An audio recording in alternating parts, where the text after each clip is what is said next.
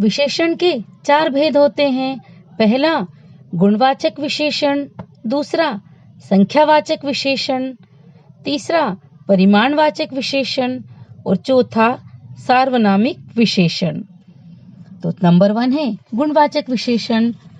जो शब्द संज्ञा या सर्वनाम के गुण दोष, आकार, अवस्था, रंग रूप, स्वाद, गंध आदि का बोध कराते हैं वे गुणवाचक विशेषण कहलाते हैं।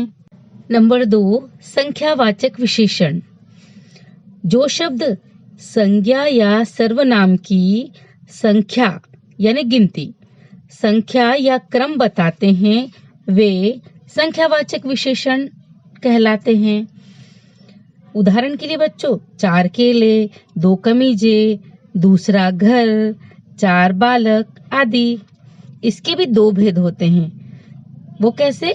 वो ऐसे जैसे निश्चित संख्यावाचक, ये निश्चित संख्या बताते हैं, जिससे 5 पुस्तकें, तीसरा बालक, यहाँ पर निश्चितता बताई गई है। अब है अनिश्चित संख्यावाचक। इनसे निश्चित संख्या का बोध नहीं होता है, यानी निश्चित संख्या का हमें पता नहीं चलता है, जैसे कुछ बच्चे, कई आदमी।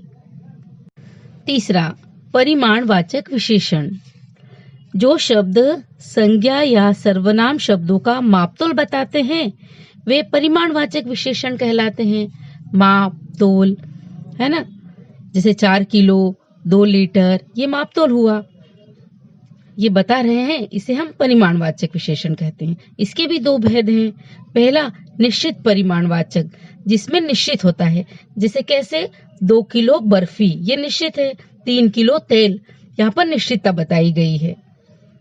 अब अनिश्चित परिमाणवाचक, ये विशेषण शब्द किसी निश्चित मापतोल का बोध नहीं कराते हैं, अनिश्चितता रहती है यहाँ पर, जैसे थोड़ी चीनी, कम दूध, ये अनिश्चितता बता रहे हैं, कोई निश्चित परिमाण नहीं है, यहाँ पर अनिश्चित है, तो इसे अनिश्चित परिमाणवाचक विशेषण कहते हैं। अब चौथा है सार्वनामिक विशेषण। जो सर्वनाम शब्द संज्ञा से पहले लगकर उसकी विशेषता बताते हैं वे सार्वनामिक विशेषण कहलाते हैं। जैसे वह पुस्तक खरीदो, अब पुस्तक के पहले वह लगा है ना, सर्वनाम है वह, तो यहाँ पर इसकी विशेषता बता रहे हैं। किसकी? जो सर्वनाम शब्द संज्ञा से पहले लगकर, संज्ञा से पहले ही लगते हैं ये, और उसकी विशेषता बताते हैं, वे सार्वनामिक विशेषण कहलाते हैं।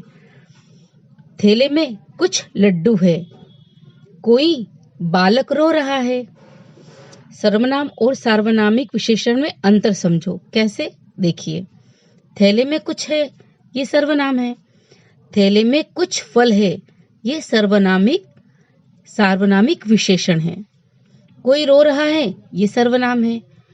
कोई स्त्री रो रही है, यहाँ पर सार्वनामिक विशेषण है। अब हम प्रविशेषण को भी जानेंगे। जो विशेषण किसी अन्य विशेषण की विशेषता बताते हैं उसे प्रविशेषण कहते हैं। जैसे गहरी काली साड़ी पहनो, यह काली विशेषण है और गहरी काली विशेषण की विशेषता को उभार रहा है, अतः यह प्रविशेषण है। मैं आशा करती हूँ आपको विशेषण अच्छे से समझ आया होगा। धन्यवाद।